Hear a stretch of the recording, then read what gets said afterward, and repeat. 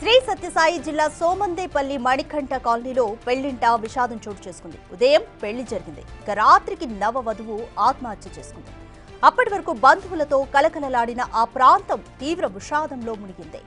బాగేపల్లి గ్రామానికి చెందిన నరేంద్రతో హర్షితకు సోమవారం వివాహం జరిగింది.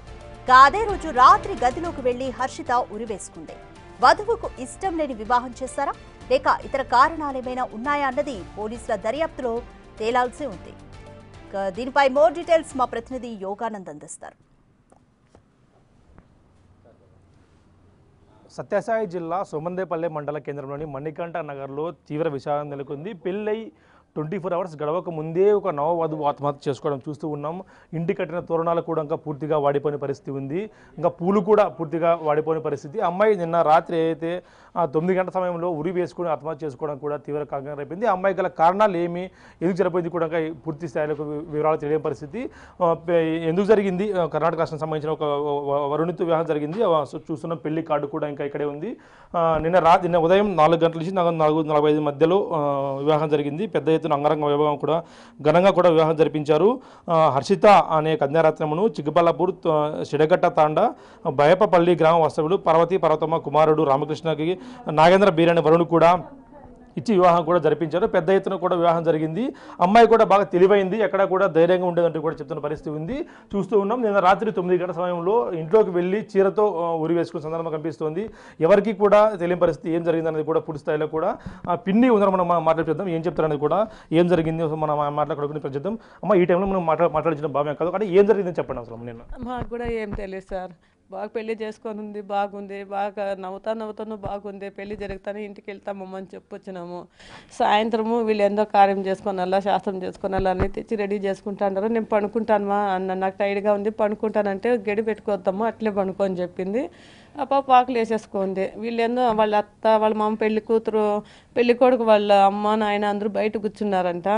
సరే అని వీళ్ళేమో చేసుకుంటున్నారు. మా అక్కకి ఎందుకు ఈ పాప తలపేసుకొని పడుకోండి అని దౌడు కట్టింది. హర్షిత అంటే ఏం మాట్లాడలేదంట. పెళ్లి కొడుకు ఫోన్ ఆన్ చేసి వీడియో కాల్ కింద పెట్టి చూస్తే అప్పుడు ఆ అమ్మాయి ఉరేసుకొనేసింది అని లోపల డోర్ ఓపెన్ చేసుకొని లోపలికి పోయేటప్పటికి ముక్కల్లో నుంచి అంతా బ్లడ్ వచ్చేసింది.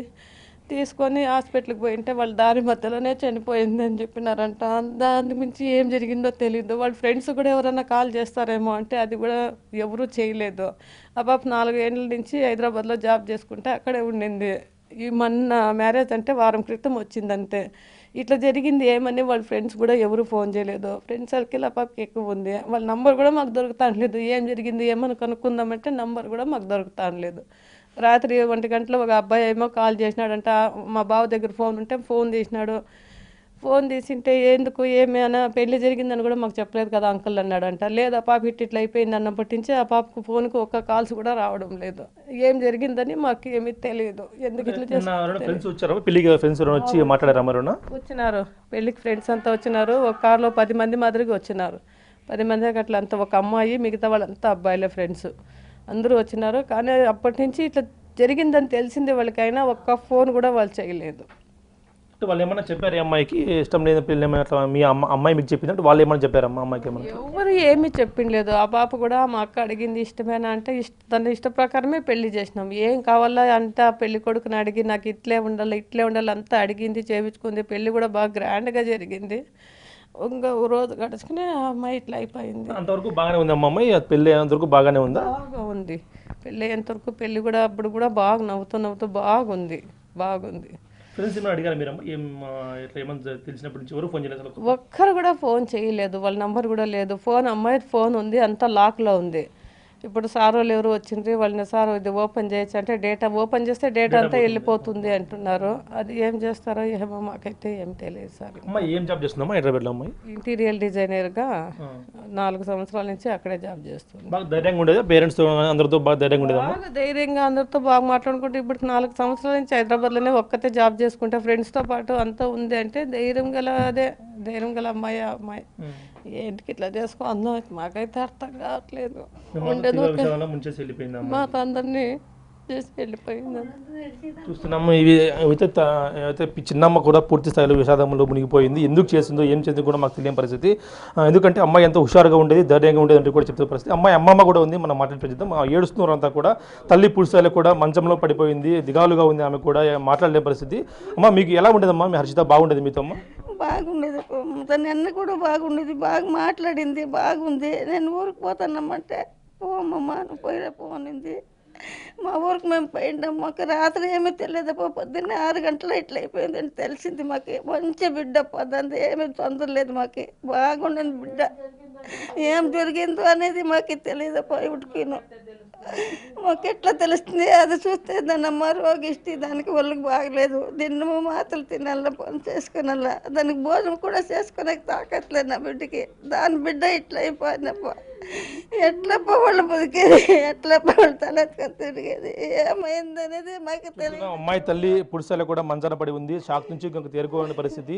మంచంలో పడి ఆమె ఏం జరిగిందో కూడా పురుషాలు కూడా తెలియని పరిస్థితి. ఎందుకంటే నేను ఆడుతూ పాడుతూ పెళ్లి చేసుకున్న అమ్మాయి రాత్రి అయ్యేసరికి ఇలా జరగడం చూస్తూ ఉంటే పెళ్లింటలో అది కూడా కనీసం ఇంకా కాలపరానికి కూడా పూర్తి స్థాయి ఆడకముందే కేవలం ఒక పూట గడవక ముందే చనిపోవడంతో, దూరం అవడంతో అమ్మాయికి తల్లి కూడా మంచాన పడి పూర్తి స్థాయిలో కూడా ఏమీ మాట్లాడలేని పరిస్థితి. పూర్తి షాక్లో ఉంది. ఏం జరిగిందో ఆమె కూడా తెలియని పరిస్థితి చూస్తున్నాం. కలశం కూడా ఇంకా ఇప్పటికీ అలాగే ఉంది. పెళ్లి కలశం కూడా అట్లాగే ఉంది.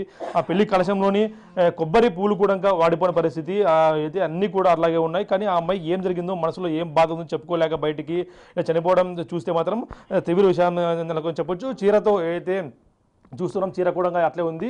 పెళ్లి చీర విప్పేసి ఆ చీరకు ఉరి వేసుకొని ఎవరికి తెలియకుండా తలనొప్పిస్తాను చెప్పి రూమ్లోకి వెళ్ళిన అమ్మాయి ఇంతవరకు కూడా బయట రాకపోవడంతో పేరెంట్స్కి అనుమానం వచ్చి ఒకసారిగా తలుపు బదలగొట్టి చూడగా అప్పటికే అమ్మాయి ఉరి వేసుకొని కనిపించి దీంతో హుటాహుటిన ఆసుపత్రి తరలించారు. మార్గ మధ్యంలో చనిపోయింది అంటూ కూడా చెప్తున్న పరిస్థితి ఉంది. ఇటు ఈ విషాద ఘటన పెళ్లి కూతురు తల్లి అత్తమామని పెళ్లి కూతురు అత్తమామను కూడా బయట అంతా ఉన్నారు. ఎక్కడ కూడా ఎవరు ఎక్కడ లేని పరిస్థితి, బయట కూర్చుని ఉన్నారు. ఆ సమయంలో ఏం జరిగిందో ఏమో కానీ ఆమెకి ఒక 8 గంటల నుంచి 9 గంటల మధ్యలో ఆ గంట సేపు ఏం జరిగిందో పూర్తి స్థాయిలో కూడా పోలీసులు దర్యాప్తు చేయాలి. ఆమె ఫోన్కి ఎవరైనా ఫోన్ చేశారా, లేకుంటే తల్లి అసలు లేచింది మనం మాట్లాడుతుందా? అమ్మ ఎవరన్నా మీ అమ్మాయికి ఎవరైనా ఫోన్ చేశారమ్మా ఆ టైంలో ఎవరైనా? కానీ తను ఎప్పుడూ హెల్తీగా బాగుండేది. తనకు కావాల్సిన సంబంధం సిటీలో ఉండాలి, జాబ్ ఉండేవాళ్ళే ఉండాలి అంటే అట్లాంటిదే చూసాము. మెడలో తాళి పడింది, డల్ అయిపోయింది, అసలు నాతో మాట్లాడలేదు. టిఫిన్ చేయమంటే తినలేదు, తినిపించినా తినలేదు. అప్పటి నుంచే డల్గా ఉండింది. పెళ్ళికి కావాల్సినవన్నీ ఎట్లాంటిది కావాలో, ఎంత కాస్ట్లీ కావాలో ప్రతి ఒక్కటి తనే సెలెక్షన్ చేసుకుంది. ఫ్రెండ్స్ ఏమైనా వచ్చి మా అమ్మాయికి ఏమైనా చెప్పారా? చాలా హ్యాపీగానే వాళ్ళు మంచిగా ఉండు, ధైర్యంగా ఉండనే చెప్పినారు. ఫ్రెండ్స్ నుంచి తనకి ఏ ఫోర్స్ లేదు. ఫ్రెండ్స్ని అందరినీ వదిలేసినాను అనేది ఒకటి బాధ ఉండే ఆ పాపకి. ఆ పెళ్లి కొడుకు కూడా నువ్వు ఫ్రెండ్స్కి ఎప్పుడు కావాలన్నా మాట్లాడవచ్చు, నువ్వు ఎప్పుడు కావాలన్నా పోయి కలిసి రావచ్చు అని. అబ్బాయి కూడా మంచిగానే బాగా చెప్పేవాడు. ఆ పాప ఏదంటే దానికి వద్దనుకుంటే అన్నీ చేసేవాడు. బాధ లేదు తనకి. తను ఎప్పుడు ఇట్లే ఉండేది. అది దానికి ఏం బాధ వచ్చినా చెప్పుకోదు, నాకే ధైర్యం చెప్పేది. ఇంకా అట్లా చేసుకునే ముందు నీకు హెల్త్ ఎట్లుంది, బాగుందా అని వచ్చి అడిగింది. ఏముందమ్మా 15-20 రోజుల నుంచి అసలు నైట్ పనుకున్న 1/2 అవర్ నిద్ర వస్తాండి, అంతకు మించి లేదు. నాకే డిప్రెషన్ ఉంది కాబట్టి 10-12 సంవత్సరాల నుంచి ట్యాబ్లెట్లు వాడుతాండా. కానీ ఇప్పుడు నాకేం బాధ లేకపోయినా నాకే లోపల ఉంటుంది కదా పెళ్ళి బాధ్యత అని, దానివల్ల నాకు ఆ ట్యాబ్లెట్లు కూడా నాకు వర్క్ చేయట్లేదు, నిద్ర లేదు, ఈ టెన్షన్. ఏం చేయాలి? పెళ్ళి ఇంట్లో సావు కళ అలా అయింది. చూస్తున్నాం వారికి అమ్మాయి పూర్తిగా కూడా షాక్లో ఉన్న పరిస్థితి. పెళ్ళింట్లో ఇట్లా జరగడం వారు ఇంకా జీర్ణించుకోలేకపోతున్నారు. ఇంకా హర్షిత కళ్ళ ముందు ఉన్నట్లే అనిపిస్తుంది వాళ్ళకి ఇంకా. ఎందుకంటే ఇంత సడన్గా కూడా ఎవరు ఊహించిన పరిస్థితి. ఒక చిన్న అంగరంగ వైభవంగా జరిగిన పెళ్లి ఇంట్లో ఇలా జరగడం కూడా వారికి ఏం చేయాలో పాలుపోయిన పరిస్థితి ఉందని చెప్పొచ్చు. చూస్తున్నాం పెళ్లి మండపం కూడా ఇంకా అలాగే ఉంది. నిన్న రాత్రి 4 గంటల నుంచి 4:45 మధ్యలో పెళ్లి జరిగింది, అంగరంగ వైభవం కూడా. అయినప్పటికీ అంత లోపే కేవలం 24 అవర్స్గా గడవక మునిపే ఇలా జరగడం జరగడం కూడా వారు జీర్ణించుకోలేక పరిస్థితి ఉంది. చూస్తూ ఉన్నాం పెళ్లి మండపానికి సంబంధించిన ఏదైతే టెంకాయి తోరణాలు అలాగే పూలు అన్నీ కూడా ఇప్పటికీ ఇంకా అలాగే ఉన్న పరిస్థితి. ఇప్పుడు ఇలా జరగడంతో వారి పరిస్థితి ఏమిటనేది కూడా తెలియాల్సి ఉంది. ఎందుకు చనిపోయింది ఆ కారణాలు కూడా ఇంకా పోలీస్ ఇన్వెస్టిగేషన్లో బయటపడే అవకాశం ఉంది. ఆ ఫోన్లో ఏమన్నా డేటా ఉందా, ఫోన్లో ఏమన్నా సమాచారం ఉందో, ఎవరైనా ఫోన్ చేశారనేది కూడా మనకి పోలీసులు వెలికి తీసే అవకాశం కనిపిస్తుంది. అమ్మాయి ఐఫోన్ కావడంతో పాస్వర్డ్ కూడా చేంజ్ చేసినట్టు తెలుస్తుంది. ఆ పాస్వర్డ్ కోసమే పోలీసులు రిట్రీవ్ చేస్తున్నట్టు తెలుస్తుంది. ఆ పాస్వర్డ్ వస్తే మాత్రం మరిన్ని విషయాలు కూడా వెలుగుకి వచ్చే అవకాశం కనిపిస్తుంది. Video Prasad big TV Somandepalli నుంచి.